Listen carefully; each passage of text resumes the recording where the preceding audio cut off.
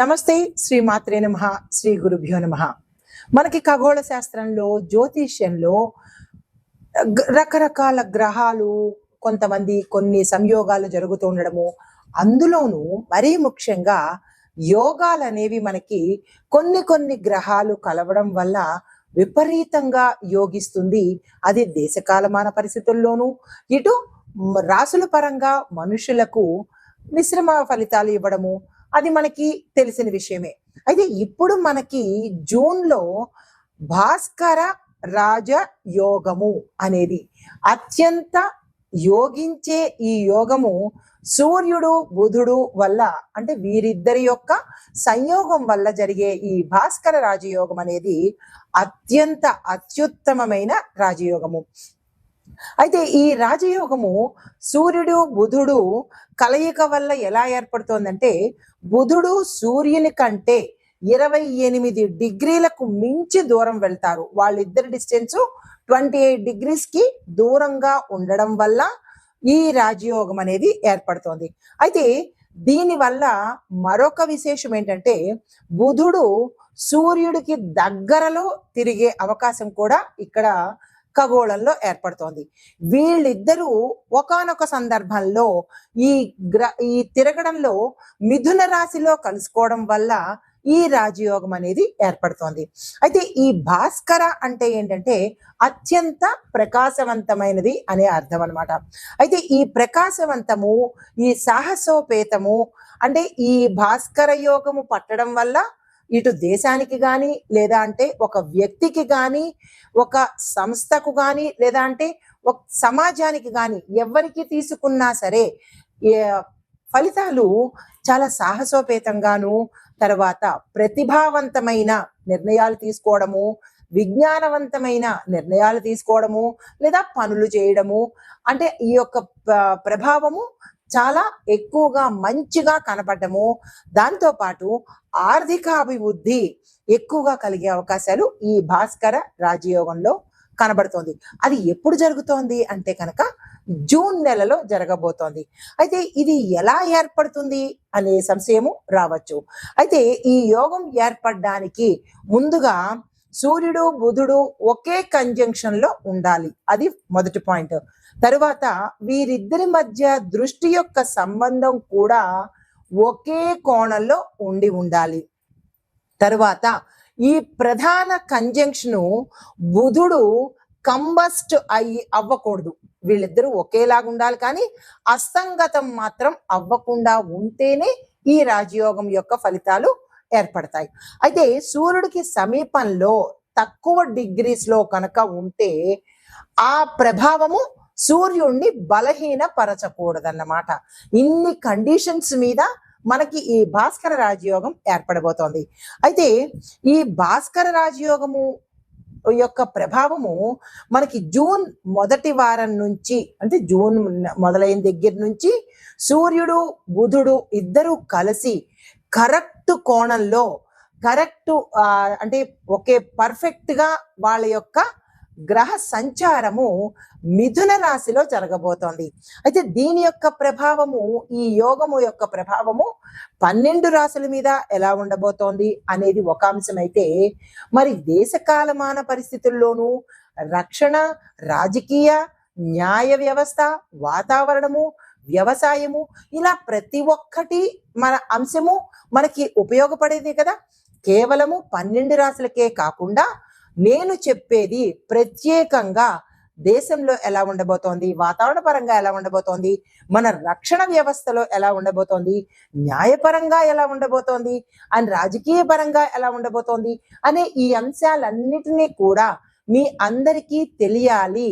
ఎప్పుడూ మనుషులకే కాకుండా మన చుట్టూ ఏం జరుగుతోంది అనే అంశాలు కూడా ప్రతి ఒక్కరికి తెలియాలి అనే విషయంతో మీ ముందుకు ఈ ప్రత్యేకమైన అంశాలు తీసుకొస్తున్నాను. అయితే మరి ఈ రాజయోగం వల్ల ఏ ఏ రాశులకు బాగుంటోంది అనే విషయంలో క్లుప్తంగా చెప్తాను, తర్వాత సవివరంగా చెప్తాను. ముందుగా మిథున, కన్య, తుల, ధనస్సు, కుంభరాశుల వాళ్లకు, ఈ రాశుల వాళ్ళకి విపరీతమైన, అత్యంత లాభదాయకమైన, యోగ్యదాయకమైన విశేషమైన ఫలితాలను ఇవ్వబోతున్నాడు. అయితే ఈ రాసుల వాళ్ళకి ఎలా ఉండబోతోంది అంటే, వీరు అత్యంత సాహసోపేతంగాను, కొత్త కొత్త అవకాశాలు తెచ్చుకోవడంలోను, ప్రతిభ ధైర్యము ప్రదర్శించడంలోను, విద్య, ఉద్యోగము, వ్యాపారము, మీడియా, కమ్యూనికేషను, చట్ట చట్టము అంటే న్యాయము, రాజకీయ రంగాలలో ఈ ఎవరైతే ఉంటారో, నేను ఇందాక ప్రస్తావించిన రాసుల వాళ్ళు ఎవరైతే ఉంటారో వాళ్ళకి విశేషమైన ఫలితాలు కనబడబోతున్నాయి. అయితే మరి మిగతా రాశుల వాళ్ళకి ఎలా ఉండబోతోంది అంటే కనుక కొంత మిశ్రమ ఫలితాలు ఉంటాయి, కానీ అంత విశేషమైన ఫలితాలు ఈ సమయంలో దక్కబోదు. అయితే మరి సామాజిక, ఆర్థిక, రాజకీయ, వాతావరణ, రక్షణ, న్యాయ వ్యవస్థల మీద ఎలా ఉండబోతోంది అనే అంశంలో రైతులకు అంటే ముందుగా వ్యవసాయాన్ని చూసుకున్నట్టయితే రైతులకు సాంకేతికంగాను అంటే టెక్నికల్ గాను, సమాచార వ్యవస్థలు, అడ్వైజరీ వ్యవహారాలు ముందుగా ఎక్కువగా బలపడతాయన్నమాట. అంటే రైతుల్ని ఎడ్యుకేట్ చేసే విధంగా ఉపయోగపడుతుంది. తర్వాత వర్షాలు కనుక సమయానికి కురిస్తే రైతులకు అత్యంత సంతోషంగాను లాభంగాను ఉంటుంది.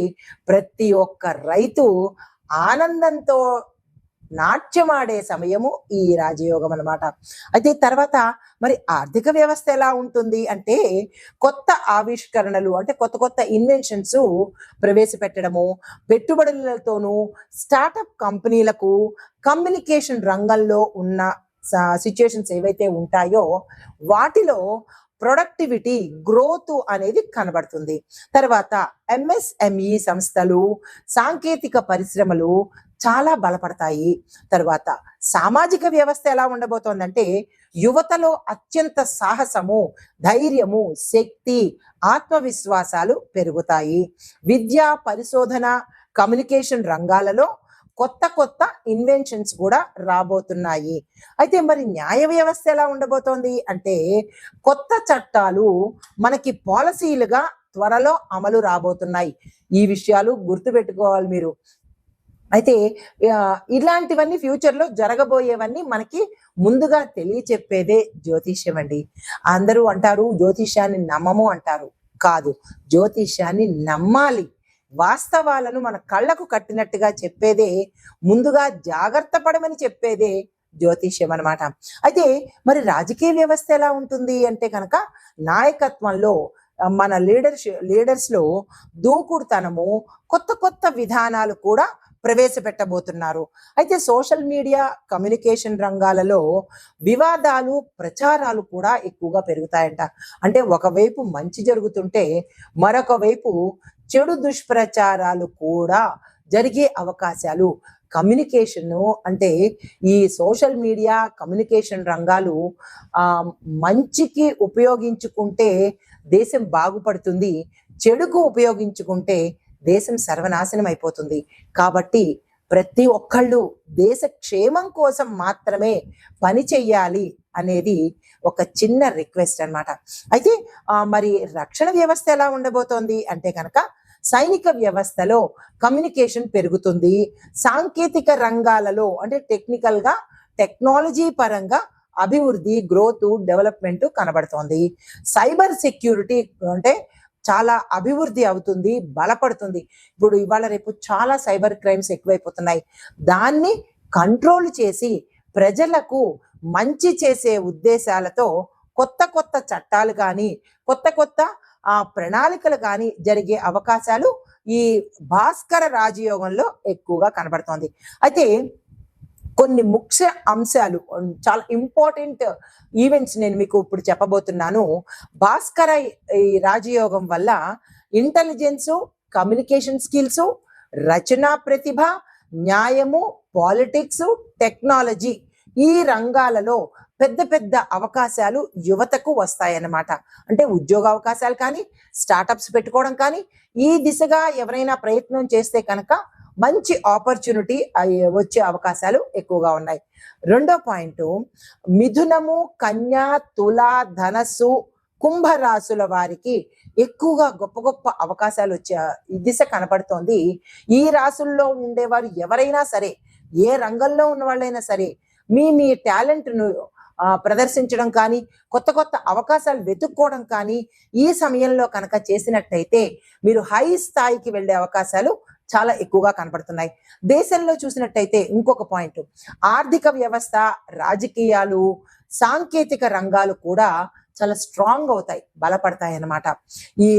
ఇవి మనకి ఈ భాస్కర రాజయోగం వల్ల జరగబోయే ముఖ్యమైన అంశాలు. ఈ భాస్కర రాజయోగంలో ఇందాక మనము చెప్పుకున్నది ఏంటంటే దేశ కాలమాన పరిస్థితులను బట్టి ఎలా ఉండబోతోంది, ఏ రాశుల వాళ్ళకి విశేషమైన ఫలితాలు, విశేషమైన లాభాలు, విశేషమైన ప్రతిభలు, ఇంకా వాళ్ళు పట్టిందల్లా బంగారం అనేటట్టుగా ఉండే రాశుల గురించి చెప్పాను. అయితే ఇప్పుడు మేషాది ద్వాదశ రాశుల వారికి ఒక్కొక్క రాశికి ఎలా ఉండబోతోంది అనే అంశంలో తదుపరి రాశి తులారాశి. ఈ తులారాశి వారికి ఈ భాస్కర రాజయోగంలో అనగా సూర్యుడు మరియు బుధుడు మిథున రాశిలో సంచరించడం వల్ల మీ యొక్క రాశిలో 9వ ఇంట ప్రభావాన్ని చూపిస్తున్నాడు. అయితే 9వ ఇంట ప్రభావం మీ మీద ఎలా ఉండబోతోంది అంటే కనుక విద్యార్థులకు విశేషమైన విద్య, వాళ్ళు క్యాంపస్ సెలక్షన్స్ కానీ లేదా వేరే కోర్సులు నేర్చుకోవడం కానీ, విదేశాలు వెళ్ళడం కానీ, ఇలాగా విద్యార్థులకు ఇది చాలా గోల్డెన్ పీరియడ్. ఆ ప్రయత్నం చేసుకోండి. ప్రయాణాలు, ఎవరైనా ఏ ప్రయాణాలు చేసుకోవాలన్నా క్షేత్ర దర్శనం కోసం కానీ, పర్సనల్ పనిలో కానీ, లేదా బిజినెస్ ప్రయాణాలు కానీ, ఇలా ఏ ప్రయాణాలు చేసినా మీకు దానిలో లాభాలు వచ్చే అవకాశం చాలా ఎక్కువగా కనబడుతోంది. దీంతో పాటు మతపరమైన కార్యక్రమాలు కూడా చాలా విశేషంగా చేస్తారు. ఇలాంటివన్నీ ఈ 9వ ఇంట వీటి యొక్క ప్రభావం కనబడుతోంది. అయితే మరి పరిహారాలు, శుక్రవారం రోజున లక్ష్మీ అమ్మవారికి ఈ రాశి వాళ్ళు, కొన్ని రాశుల వాళ్ళు, ఇక్కడ మీకు ఒక సందేహం కలగచ్చు, శుక్రవారం నాడు లక్ష్మీ అమ్మవారికి తెల్లని పూలే పూజ చేయమన్నారు అని మీరు అనుకోవచ్చు. కానీ రాశి నుంచి రాశికి, ప్రతి ఒక్క రాశికి ఒక్కొక్క విశేషం ఉంటుంది. అక్కడ ముందు చెప్పిన రాశిలో వాళ్ళకి అమ్మవారిని తెల్లని పూలతో మాత్రమే పూజ చేయాలి.